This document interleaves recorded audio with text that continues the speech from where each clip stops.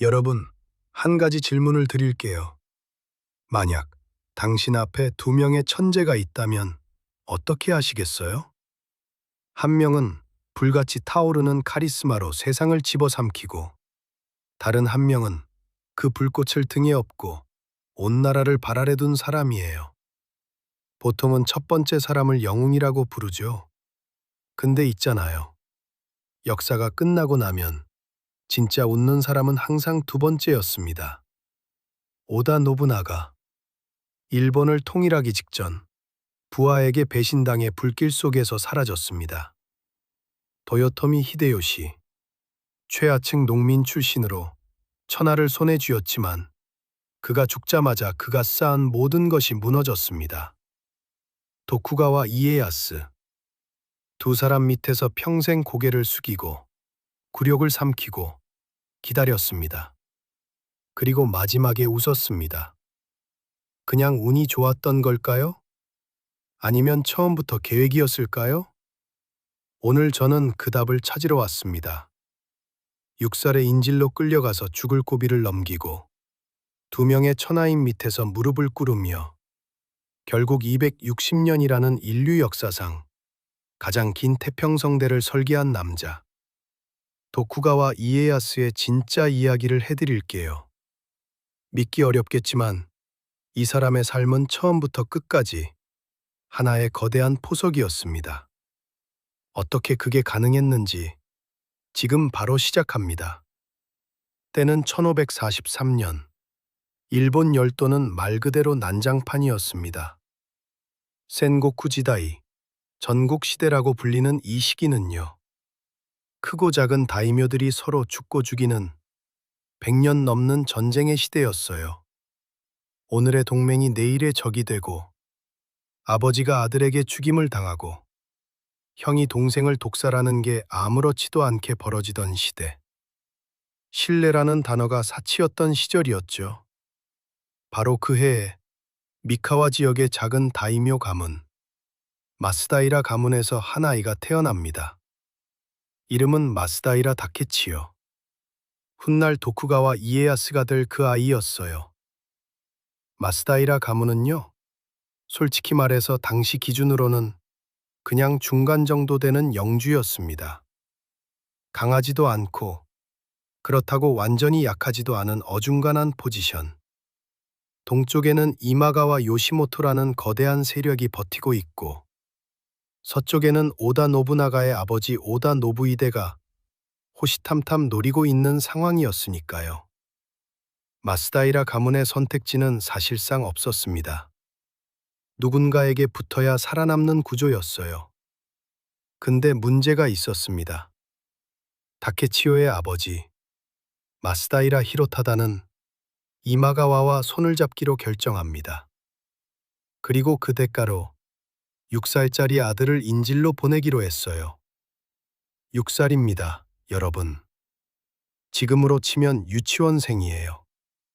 그 나이에 태어나서 한 번도 벗어난 적 없는 고향을 떠나 낯선 땅에 인질로 가야 했습니다. 그런데 여기서 소름 돋는 일이 벌어집니다. 다케치오를 태운 행렬이 이마가와의 영지, 수루가로 향하던 중 중간에 납치됩니다. 누구한테? 오다 노부히데한테. 네, 이마가와와 원수지간인 오다 가문이 이 어린 인질을 가로챈 거예요. 이게 말이 됩니까? 6살 꼬마가 졸지에 적의 인질이 된 거잖아요. 더 황당한 건 아버지 히로타다가 이 상황에서 한 선택이에요. 오다치기 아들 돌려받고 싶으면 이마가와와 손 끊어 라고 협박했을 때 히로타다는 거부합니다. 사실상 아들을 버린 거예요. 가문의 체면과 정치적 입장을 위해서. 상상이 가시나요? 6살짜리 아이가 아버지에게 버림받은 그 순간을요. 이에야스는 이후 2년간 오다 가문에 머뭅니다. 그러다 아버지 히로타다가 갑자기 죽고 이번엔 이마가와 요시모토의 손에 들어가게 됩니다. 이마가와의 순프로 보내진 거예요. 아버지는 죽었고 영지는 남의 손에 들어갔고 자신은 인질이 된 8살짜리 아이. 그러나 여기가 포인트입니다. 다케치오는 무너지지 않았어요. 이마가와 가문에서의 생활은 의외였습니다. 물론 인질이었지만 이마가와 요시모토는 이 아이를 교육시켰어요. 병법, 한학, 무예, 다도. 어떻게 보면 당대 최고 수준의 교육을 받은 거예요. 이마가와 입장에선 마스다이라를 관리하는 도구로 썼겠지만 다케치오는 그 상황에서 배울 수 있는 모든 것을 흡수했습니다. 그리고 여기서 이에야스의 일생을 관통하는 첫 번째 교훈이 만들어집니다. 참을 수 있는 사람이 이긴다. 훗날 이에야스가 남긴 유명한 말이 있어요. 인생은 무거운 짐을 지고 먼 길을 걷는 것과 같다. 서두르지 말라. 부자유를 탓하지 말라. 인내는 무사장구의 근본이요. 분노는 적이라 여겨라. 이 말이 그냥 나온 게 아닙니다. 인질생활 12년에서 나온 거예요. 6살에서 18살까지 청소년기 전체를 남의 집에서 인질로 살며 터득한 생존의 철학이었습니다. 자, 그런데 여기서 역사의 첫 번째 반전이 옵니다. 1560년 이에야스의 나이 18살. 이마가와 요시모토가 대군을 이끌고 오다 노부나가를 치러 올라갑니다. 당시 이마가와의 군세는 2만 5천. 노부나가 측은 고작 2천에서 3천 남짓이었어요. 상식적으로 보면 이마가와의 완승이었습니다. 그런데 오케아자마에서 갑작스러운 폭풍우 속에서 노부나가가 기습을 감행합니다. 요시모토는 그 자리에서 목이 날아갔어요. 순식간에 이마가와 가문이 흔들리기 시작했습니다. 그리고 이에야스는 이 혼란 속에서 처음으로 독자적인 행동을 합니다. 도망쳤어요. 아니, 정확히는 고향 오카자키로 돌아갔습니다. 12년 만에요. 댓글로 알려주세요. 여러분이 만약 12년 동안 인질로 살다가 처음으로 자유를 얻었다면 제일 먼저 뭘 하고 싶으세요? 궁금하네요. 18살의 이에야스가 돌아온 오카자키는 황폐했습니다. 아버지는 이미 죽었고 가신들은 뿔뿔이 흩어져 있었으며 섬은 이마가와 가문의 대리인이 관리하고 있었어요. 자신의 섬인데 자신이 주인이 아닌 상황. 이에야스는 그래도 참았습니다. 당장 반기를 들 수도 있었겠죠? 하지만 그러지 않았어요. 왜냐고요? 아직 때가 아니었으니까요. 이에야스는 천천히 움직입니다. 먼저 이마가와 가문과의 관계를 유지하면서 조용히 자기 세력을 모으기 시작했어요. 흩어진 가신들을 불러 모으고 지역 주민들의 신뢰를 쌓고 내부를 다졌습니다. 그리고 3년 뒤인 1563년 이에야스는 드디어 이마가와와의 관계를 끊고 오다 노부나가와 손을 잡습니다. 이른바 기요스 동맹이에요. 근데 여기서 생각해 보세요. 이에야스가 손을 잡은 노부나가는 어떤 사람이었냐면요. 바로 과거에 자신을 납치해서 2년간 인질로 잡아뒀던 오다 가문의 아들이에요. 아버지 노부히데의 아들이 노부나가니까요. 원한을 가질 수도 있었던 사이를 동맹으로 엮은 겁니다. 이에야스의 감정이 어땠는지는 기록에 없습니다. 하지만 그가 선택한 건 원한이 아니라 현실이었어요. 당시 세력 판도에서 오다와 손잡는 게 마스다이라 가문의 생존에 가장 유리했으니까요. 냉정함. 이게 이에야스의 또 다른 얼굴이었습니다. 오다 노부나가. 이 사람을 한마디로 표현하면 뭘까요? 혁명가라고 하는 사람도 있고 폭군이라고 하는 사람도 있어요. 저는 그냥 불꽃이라고 생각해요. 타오를 때는 무엇도 막을 수 없지만 꺼지면 모든 게 재가 되는. 노부나가는 당시 일본의 모든 상식을 깼습니다. 불교 세력을 무력으로 제압하고 신분 제도를 무시하고 능력 있는 인재를 발탁하고 서양의 철포를 전쟁에 도입했어요. 창의적이고 잔혹하고 누구보다 빠르게 움직였습니다. 그리고 이에야스는 바로 그 노부나가의 동맹이었습니다. 동맹이라고는 하지만 솔직히 말하면 사실상 정속에 가까웠어요. 이에야스는 노부나가보다 9살 어렸습니다. 세력도, 명성도, 군사력도 노부나가가 압도적으로 위였어요. 그렇다면 이에야스는 이 동맹에서 어떤 역할을 했을까요? 한마디로 요약하면 동쪽을 지키는 방패였습니다. 노부나가가 서쪽과 중앙으로 진격하는 동안 이에야스는 동쪽의 위협을 차단해주는 역할이었어요. 당시 동쪽에는 다케다 신겐이라는 엄청난 강적이 버티고 있었거든요. 다케다 신겐. 이 사람은 당시 일본에서 가장 강력한 기마군단을 보유한 다이묘였어요. 풍림화산이라는 기치 아래 천하무적으로 불리던 부대. 이에야스는 바로 이 신겐과 정면으로 부딪혀야 했습니다. 1572년 미카타가하라 전투. 노부나가에게 원군을 요청했지만 온 건 겨우 3,000명. 이에야스의 자체 병력을 합쳐도 1만 명이 안 됐습니다. 다케다 측은 3만 명이었어요. 이 전투에서 이에야스는 처참하게 집니다.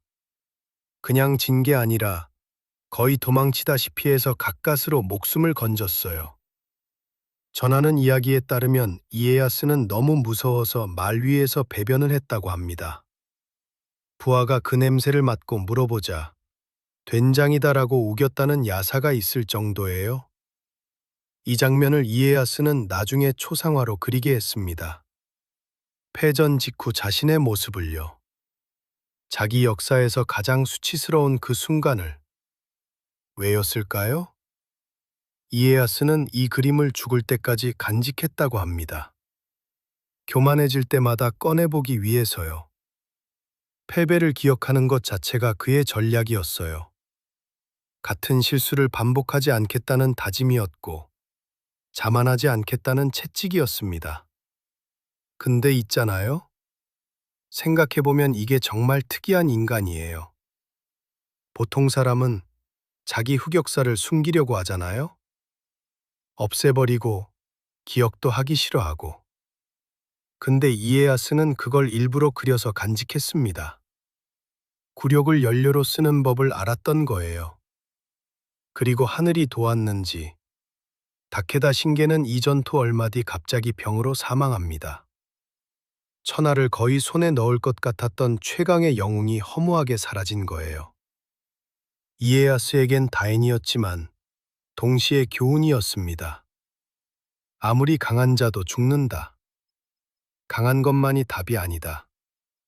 버티는 자가 이긴다. 이제 노부나가 이야기를 좀 더 해볼게요. 1570년대에 접어들면서 노부나가는 말 그대로 폭풍 같은 속도로 일본을 집어삼키고 있었습니다. 아사히, 아사쿠라 가문을 멸하고 히에이잔 엔야쿠지를 불태우고 무로마치 막부를 끝장내고 서쪽의 모리, 동쪽의 다케다, 북쪽의 우에스기를 압박했어요. 이에야스는 이 과정에서 계속 노부나가의 동맹이자 오른팔 같은 역할을 합니다. 눈에 띄지 않게, 하지만 빠짐없이 노부나가의 전쟁에 참여했어요. 그런데 1582년, 역사는 또 한 번 뒤집힙니다. 혼노지의 변. 6월 2일 새벽, 노부나가의 오랜 가신 아케치 미스히데가 반란을 일으킵니다. 노부나가가 숙소로 사용하던 혼노지에 대군이 들이닥쳤고, 노부나가는 테러가 없다는 것을 깨닫자 스스로 절에 불을 질렀어요. 천하를 코앞에 두고 그렇게 사라졌습니다. 이날 이에야스는 어디 있었냐고요? 교토 근처의 사카이에 있었습니다.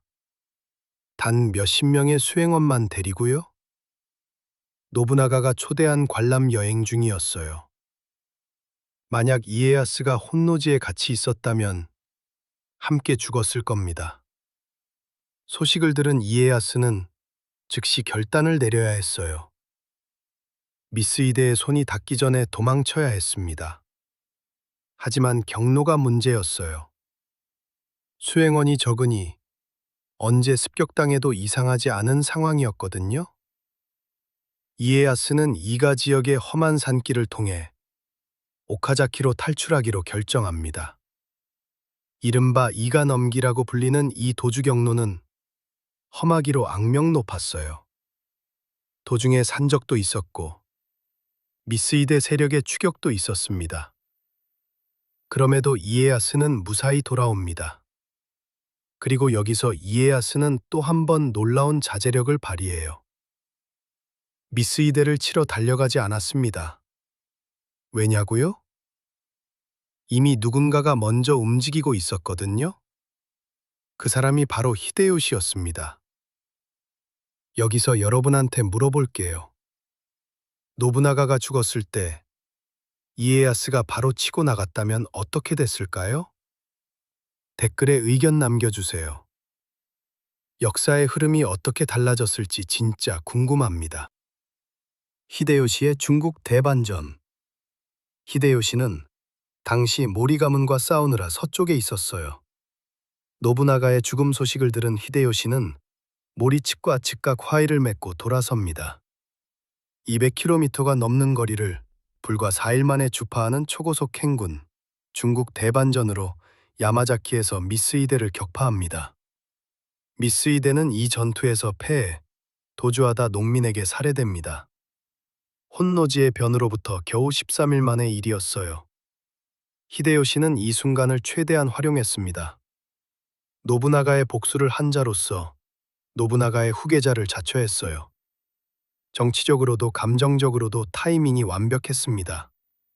근데 여기서 이에야스는 뭘 했냐고요? 지켜봤습니다. 이에야스는 히데요시가 움직이는 걸 보면서 자신이 직접 나서지 않았어요. 노부나가의 세력을 누가 이어받을지 싸우는 혼란 속에서도 이에야스는 자기 영지를 지키면서 때를 기다렸습니다. 1582년 말부터 1583년에 걸쳐 노부나가의 가신들이 후계자를 놓고 서로 싸우는 동안 이에야스는 조용히 영토를 넓히고 있었어요. 혼란 속에 이득을 취하되 전면에 나서지 않는 전략. 그런데 결국 히데요시가 너무 빠르게 모든 것을 장악해버립니다. 1583년 시지가타케 전투에서 노부나가의 또 다른 유력 가신인 시바타 가스이에를 꺾고 사실상 천하의 패권을 손에 쥐게 됩니다. 이제 이에야스와 히데요시의 관계가 본격적으로 시작됩니다. 두 사람은 처음에 전쟁을 했어요.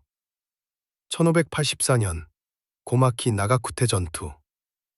이에야스가 히데요시의 군대를 전술적으로 물리치는 데 성공했지만 결국 전쟁은 흐지부지 끝납니다.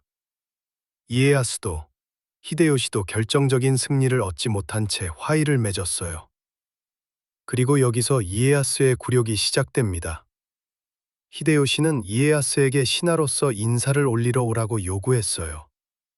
즉, 복종하라는 거였죠. 이에야스는 처음에 거부했습니다.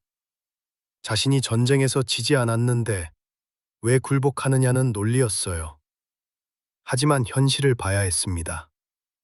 히데요시의 세력은 이미 이에야스와 비교할 수 없을 정도로 커져 있었어요. 전면전을 하면 이에야스가 이길 수 없는 상황이었습니다. 그래서 이에야스는 또 참습니다. 1586년 이에야스는 히데요시를 찾아가 신하의 예를 갖춥니다. 오사카 성으로 직접 가서 히데요시 앞에 무릎을 꿇었어요. 44살의 이에야스가 47살의 히데요시 앞에 머리를 숙인 그 순간, 그게 굴욕인진지 아니면 계산인지는 이에야스만 알았겠죠? 주변에서는 미카와의 고집쟁이도 결국 무릎을 꿇었다고 수군거렸다고 해요. 이에야스의 가신들도 충격을 받았다는 기록이 있습니다. 근데 있잖아요. 전 이게 이에야스의 가장 빛나는 순간 중 하나라고 생각해요. 왜냐고요? 이 사람은 그 굴욕의 자리에서도 전략적 사고를 멈추지 않았거든요. 히데요시의 신하가 되면서 이에야스는 히데요시의 정권 구조 안에서 자신의 위치를 확고히 했어요. 다른 가신들이 히데요시의 총애를 받으려 경쟁하는 동안 이에야스는 그냥 그 자리에서 묵묵히 자기 영지를 키우고 있었습니다. 그리고 히데요시는 드디어 역사상 최악의 결정을 내립니다. 임진왜란. 1592년 히데요시는 조선을 침공합니다. 명나라를 치겠다는 지금 들어도 어이없는 목표로요. 이 전쟁은 일본 전체를 피로 물들이고 수십만 명이 죽고 결국 아무것도 얻지 못한 채 끝났습니다. 그런데 이에야스는 이 전쟁에 참전하지 않았어요. 정확히 말하면 히데요시가 이에야스를 조선에 보내지 않았습니다. 이에야스는 국내에 남아서 본토를 지키는 역할을 맡았어요. 표면적으론 본토 수비대였지만 실질적으로는 전쟁 소모를 피하고 있던 겁니다. 임진왜란에 참전한 다이묘들은 경력, 물자, 재정을 엄청나게 소모했어요. 이에야스는 그동안 국내에서 자기 세력을 정비하고 있었습니다. 소름이 돋지 않나요? 이에야스가 임진왜란을 통해 어부지리를 챙기고 있었던 거예요. 히데요시는 말년에 무너지기 시작했습니다. 조선에서의 전쟁이 수렁에 빠지고 아끼던 조카 히데스구를 의심 끝에 죽이고 편집증적인 의심이 깊어지면서 점점 이상해졌어요. 그나마 아들 히데요리가 태어나면서 잠시 안정을 찾는 듯 했지만 그것도 잠깐이었습니다. 1598년 히데요시는 병으로 사망합니다. 죽기 전에 5명의 유력 다이묘를 불러 히데요리를 부탁한다고 맹세를 받았어요. 그 5 중 1명이 이에야스였습니다. 히데요시는 이에야스의 손을 붙잡고 히데요리를 부탁한다고 했다고 합니다. 이에야스는 그 자리에서 충성을 맹세했어요.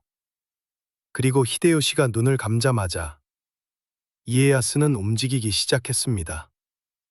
이제 드디어 260년의 설계가 마지막 단계에 진입합니다. 1598년부터 1600년까지 2년간 이에야스는 놀랍도록 빠르게 움직였습니다. 히데요시가 금지해놓은 다이묘 간의 결혼 동맹을 체결하고 유력 다이묘들에게 편지를 보내 자기 편으로 끌어들이기 시작했어요. 이른바 다섯봉행, 즉 히데요시 정권의 행정 실무를 담당하던 관료들 중 이시다 미쓰나리와 갈등이 표면화되기 시작한 것도 이 시기입니다. 이시다 미쓰나리, 이 사람이 이에야스의 최종 상대였어요.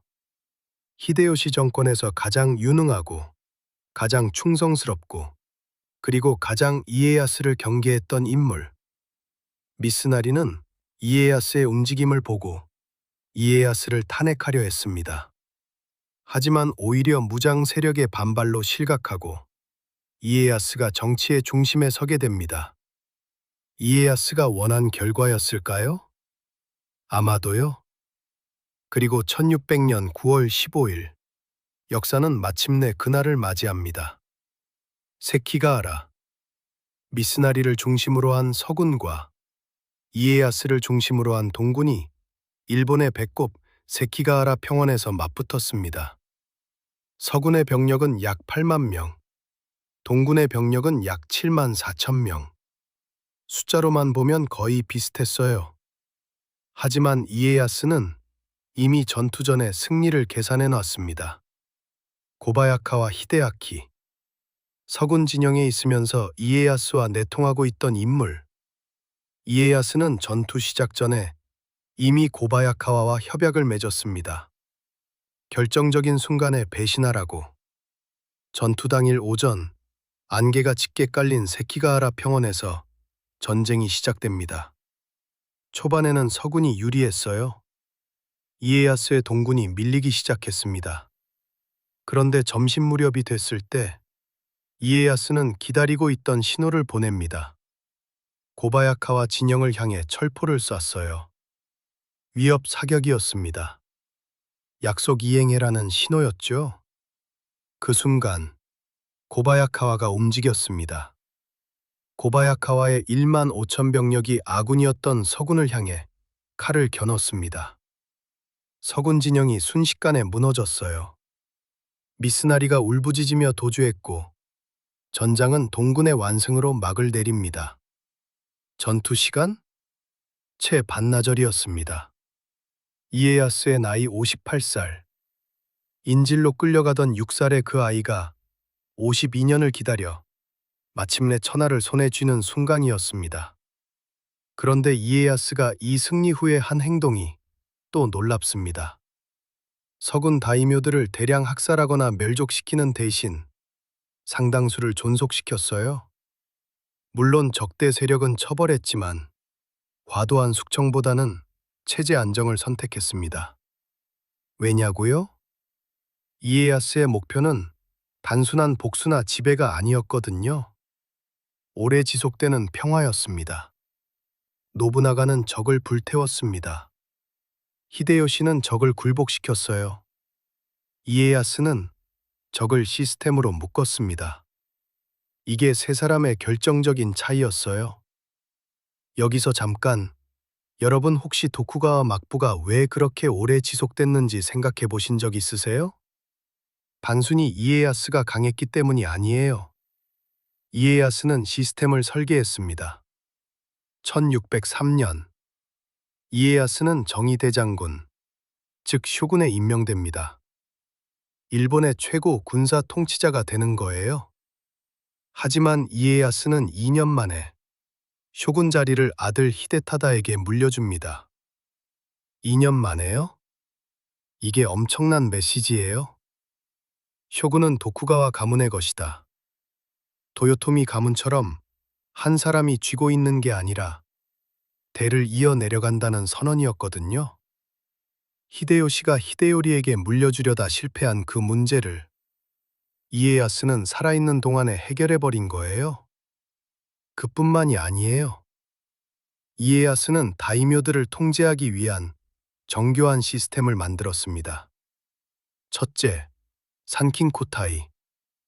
각 지역 다이묘들이 1년은 에도에서, 1년은 자기 영지에서 지내야 하는 제도예요. 다이묘들이 에도와 지방을 오가며 막대한 여행 비용을 써야 했기 때문에 반란을 도모할 여력이 없었습니다. 둘째, 교대 주거 제도로 인해 다이묘의 가족은 사실상 에도의 인질로 남았어요. 자신이 인질 생활로 배운 그 시스템을 반대로 활용한 겁니다. 셋째, 다이묘를 도자마와 후다이로 나눠 전략적 요충지는 반드시 도쿠가와와 가까운 후다이 다이묘가 지키게 했어요. 이 시스템은 너무 정교해서 이에야스가 죽은 후에도 250년 넘게 작동했습니다. 1868년 메이지 유신 때까지요. 260년간의 평화. 팍스 도쿠가와나라고 불리기도 해요. 이 기간에 일본은 전쟁 없이 문화, 경제, 예술이 꽃피었습니다. 오키요에가 탄생하고 가부키가 발전하고 하이쿠가 성숙했으며 도시가 번성했어요. 한 사람의 긴 기다림이 260년의 평화를 만든 겁니다. 그런데 아직 이야기가 끝나지 않았어요. 히데요시의 아들 히데요리가 아직 살아 있었거든요.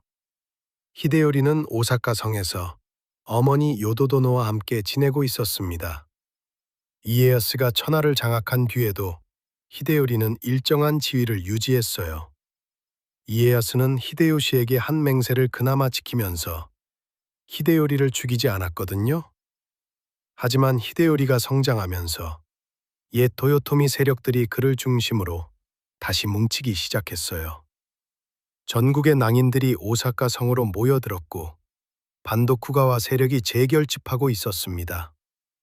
이에야스는 이 상황을 어떻게 처리했을까요? 직접적인 군사 충돌을 일으키기 위한 명분을 만들었습니다. 당시 도요토미 가문이 교토의 방광사 건립에 자금을 댔는데 그 종에 새겨진 글귀 국가 안강이 이에야스의 이름 글자를 쪼개놓은 거라며 불경하다고 문제를 삼았어요. 지금 들으면 말도 안 되는 억지 같지만 당시엔 이것도 전쟁의 빌미가 됐습니다. 이에야스가 원하는 수준의 명분이었으니까요. 1614년 겨울, 오사카 후유노진, 겨울 전투가 시작됩니다. 이에야스는 오사카 성을 대군으로 포위했지만 난공불락의 요새를 쉽게 함락하지 못했어요. 그런데 이에야스는 여기서도 기발한 전략을 씁니다. 강공 대신 협상을 제안했어요. 화의의 조건으로 오사카 성의 외곽 해자를 메우는 것을 받아들이게 했습니다.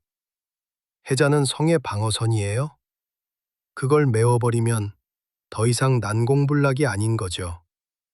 히데요리 측은 화의 조건인 줄 알고 수락했지만 사실상 요새의 핵심 방어를 스스로 포기한 겁니다. 이에야스는 다음 해인 1615년 오사카 여름전투에서 완전히 오사카 성을 함락시킵니다. 히데요리는 어머니와 함께 오사카 성에 불을 지르고 자결했어요. 도요토미의 시대는 그렇게 끝났습니다. 이에야스의 나이 73살. 그는 이 모든 것을 직접 목격하고 정리했습니다. 그리고 1년 뒤인 1616년, 이에야스는 조용히 세상을 떠납니다. 공식사인은 튀김 음식을 먹고 식중독에 걸렸다거나 위암이었다는 설이 있어요. 정확한 사인은 불명이지만 그가 자신이 이루고자 했던 것을 거의 완전히 이룬 다음에 떠났다는 건 분명합니다. 이에야스는 신으로 모셔졌습니다. 도쇼구 신사에서요. 도쇼다이 곤겐, 동쪽에서 빛나는 대보살이라는 신호를 받은 거예요. 살아서는 전략가, 죽어서는 신이 된 사람. 자, 이제 마지막으로 이에야스라는 사람에 대해 정리를 해볼게요. 역사학자들 사이에서는 이에야스에 대한 평가가 엇갈립니다. 인내와 지략의 화신이라는 시각이 있는 반면 지나치게 냉정하고 계산적인 인물이라는 비판도 있어요. 특히 히데요시에게 한 맹세를 사실상 배신하고 히데요리를 죽게 한 것에 대한 도덕적 비판은 지금도 많습니다. 히데요리를 살려뒀으면 언젠가 반드시 문제가 됐을 거라는 실용적 반론도 있지만 그래도 씁쓸하긴 하죠? 일본에는 유명한 세 사람을 비교하는 우스갯소리가 있어요. 울지 않는 뻐꾸기를 어떻게 하겠는가? 노부나가의 답. 울지 않으면 죽여버리겠다. 히데요시의 답. 울게 만들어 보겠다. 이에야스의 답. 울 때까지 기다리겠다. 이 이야기는 후세 사람들이 만든 말이지만 세 사람의 본질을 정확하게 꿰뚫고 있어요. 노부나가는 장애물을 제거했습니다. 히데요시는 상황을 바꿨어요. 이에야스는 시간을 이용했습니다. 그 중에서 가장 오래 지속된 것은 시간을 이용한 사람의 유산이었어요. 260년. 어린 시절 인질로 끌려가 12년. 이마가와의 그림자에서 살아남고 오다의 동맹으로 20년을 버티고 히데요시 앞에 무릎을 꿇는 굴욕을 삼키고 그리고 마침내 세키가하라에서 천하를 쥐고 이에야스의 인생은 화려하지 않았습니다. 빛나지도 않았어요. 하지만 가장 오래, 가장 깊이 뿌리를 내렸습니다. 저는 이에야스의 이야기가 단순한 역사 이야기가 아니라고 생각해요. 지금을 살아가는 우리에게도 뭔가를 말해주는 것 같거든요. 빠른 것이 항상 이기지 않는다. 화려한 것이 항상 오래가지 않는다. 때로는 참는 것이 전략이다. 굴욕이 씨앗이 될 수 있다. 물론 이에야스가 완벽한 사람은 아니었어요. 그의 손에 피가 없었다고 할 수도 없고 그의 모든 선택이 옳았다고 할 수도 없습니다. 하지만 260년이라는 역사는 그의 설계가 적어도 오래 지속되는 무언가를 만들어냈다는 증거이긴 해요. 여러분은 어떻게 생각하세요? 이에야스의 인내는 위대한 전략이었을까요? 아니면 그냥 시대의 운이었을까요? 아니면 두 가지가 섞여 있었던 걸까요? 저는 개인적으로는 이 사람이 얼마나 정확하게 인간의 욕망과 권력의 구조를 읽고 있었는지가 소름 돋을 때가 많아요. 6살부터 73살까지 그 긴 세월을 일관된 방향으로 살아낸 사람이 있었다는 게 진짜 실화라는 게 오늘 다룬 이야기 중에서 제일 인상 깊었던 장면이 뭐였는지 댓글로 알려주시면 정말 좋겠어요. 그리고 일본 역사 중에서 다음에 더 파고들었으면 하는 인물이나 사건이 있다면 그것도 같이 얘기해 주세요. 예를 들어 이시다 미스나리 편, 혼노지의 변을 더 깊이 파는 편, 아니면 아예 다케다 신겐 편. 이런 거 어떠세요? 이 영상이 조금이라도 재미있으셨거나 새롭게 알게 된 게 있으셨다면 좋아요와 구독 꾹 눌러주시고요. 구독하시면 앞으로도 이런 역사 야사 영상을 계속 만날 수 있습니다. 알림 설정도 해두시면 새 영상 올라올 때 바로 받아보실 수 있어요. 궁금한 점이나 다음에 다뤘으면 하는 주제가 있다면 댓글로 알려주세요. 여기까지 함께 해주셔서 진심으로 감사드립니다.